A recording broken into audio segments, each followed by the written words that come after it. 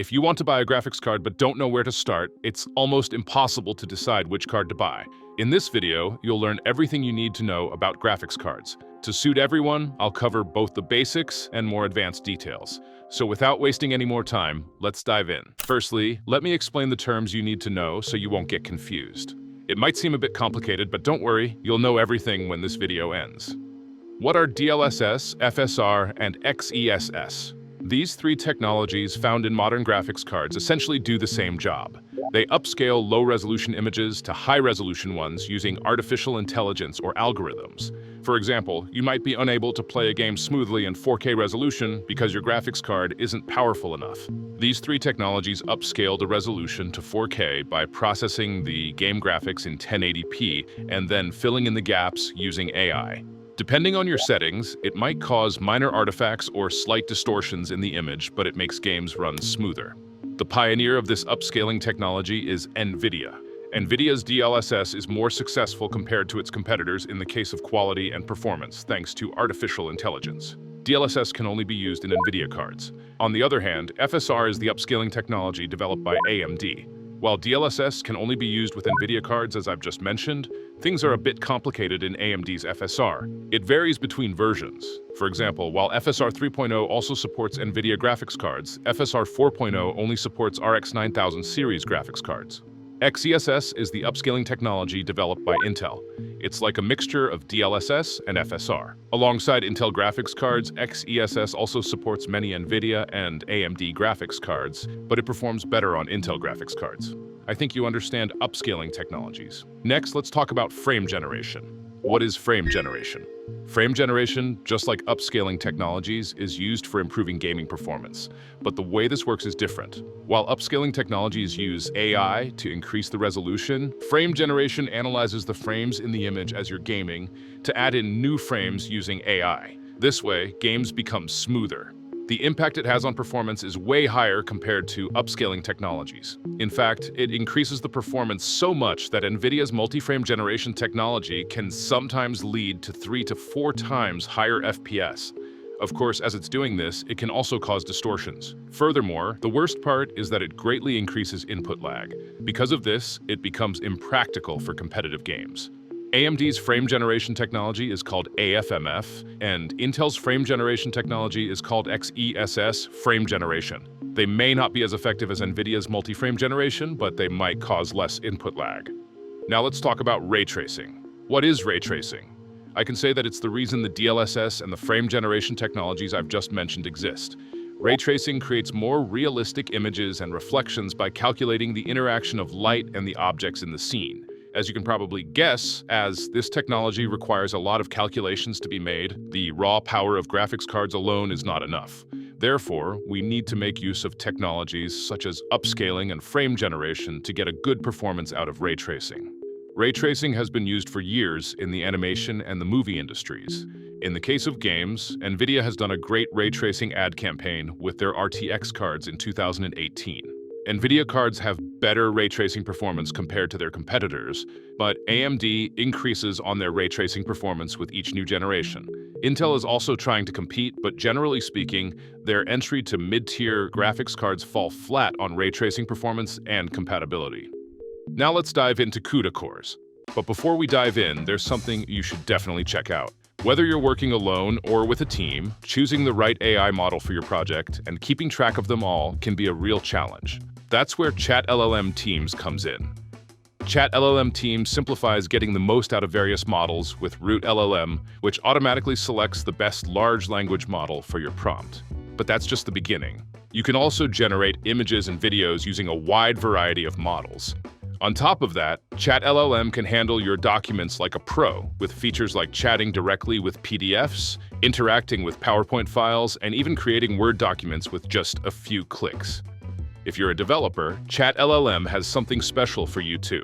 It lets you ask questions about your code base, and it includes CodeLLM, a full-featured code editor based on VS Code, completely free with ChatLLM. You can instantly generate and run code, or use the built-in AI engineer tool to create your own chatbot from scratch.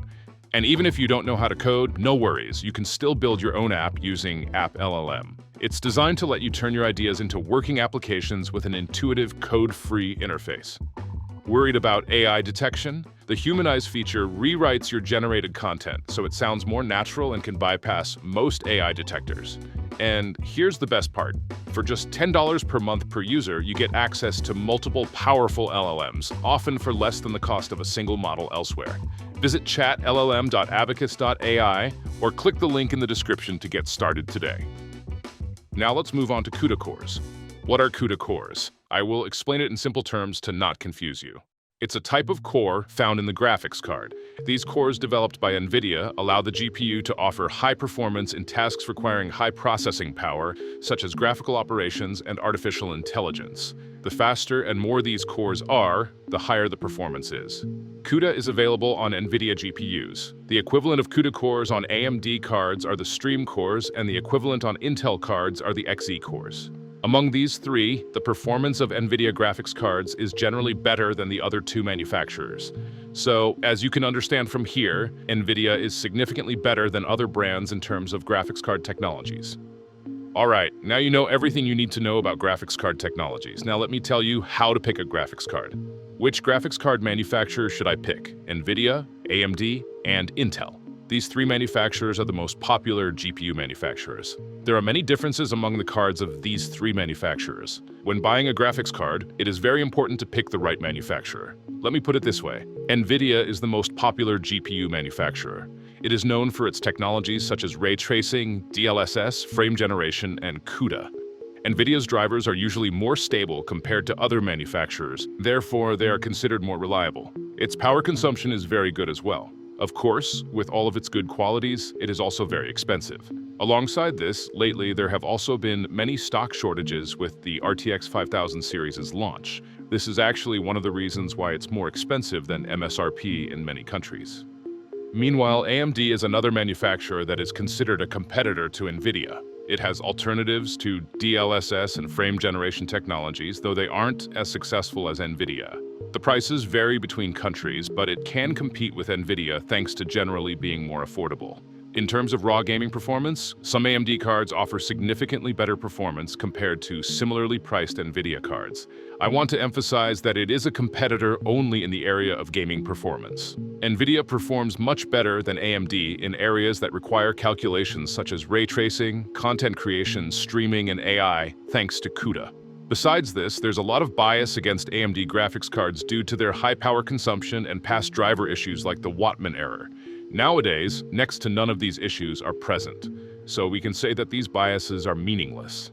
Besides these two, there is also a new player in the market, Intel. It manufactures entry and mid-tier graphics cards that focus on the price-to-performance ratio. Intel also has image enhancement technologies that can be alternatives to DLSS, and they perform rather well. Its power consumption is at a reasonable level too, but there can be some firmware-related issues as they are new in the market.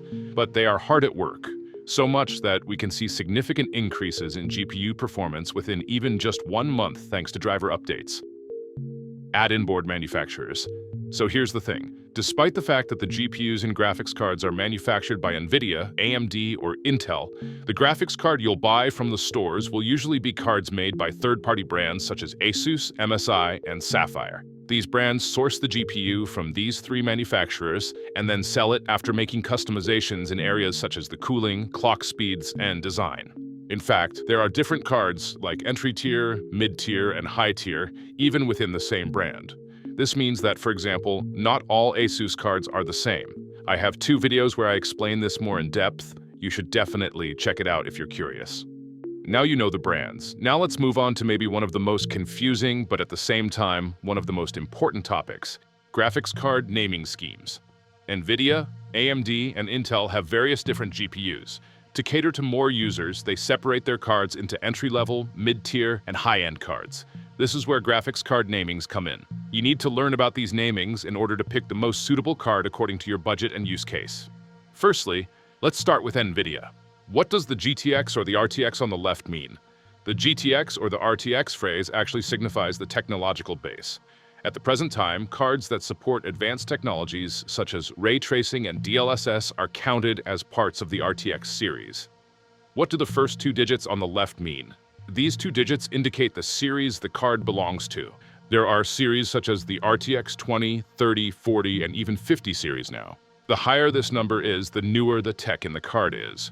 For example, you get lower power consumption, higher performance, and extra software features. In fact, there are technologies such as multi-frame generation, which is exclusive to the RTX 50 series. What do the last two digits mean? The last two digits indicate the performance the card can put out. Things are a bit more clear here. It goes like 50, 60, 70, 80, 90. The higher the number is, the higher end it is. This means that the RTX 4070 is more powerful than the 4060. Within the same series, the performance and the price increases as the number gets better. But be careful. The newest card doesn't always necessarily mean the most powerful card. For example, the RTX 3070 is a little more powerful than the RTX 4060 Ti, or a GTX 1080 Ti, an old legend, performs similarly to the RTX 3060. This means that it isn't enough to just look at the naming scheme. You must also check real-world performance tests. We will talk about this in detail in a bit. What about Super or Ti?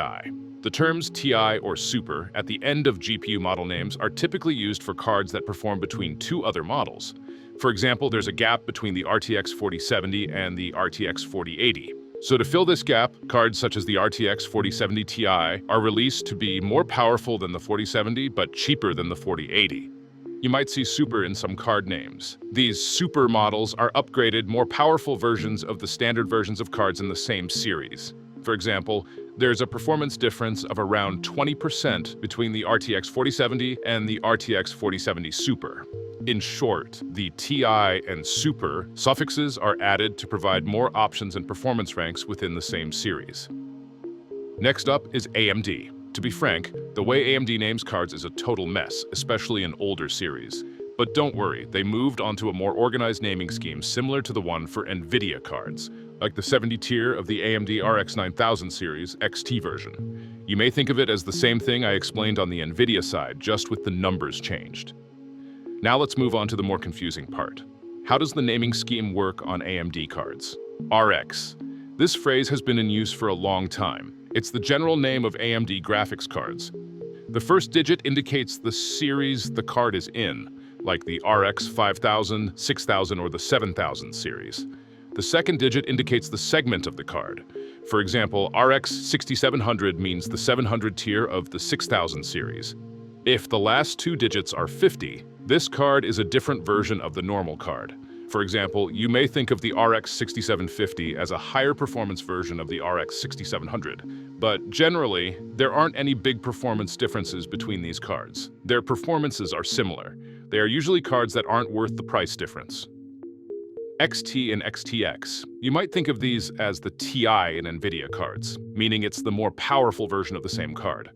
For example, the RX 6700 XT is more powerful than the RX 6700. Let's move on to the Intel cards. Intel is very new on the graphics card market. Due to this, the naming side of things are a bit weird.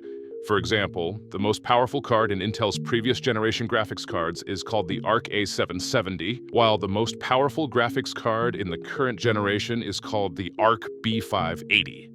As you can see, there is little to no correlation between the naming of their generations. Because of this, it isn't possible to say anything about the naming scheme of Intel cards just yet. Their user base is not that big anyways, but it is still important to mention that Intel has been improving itself quite rapidly.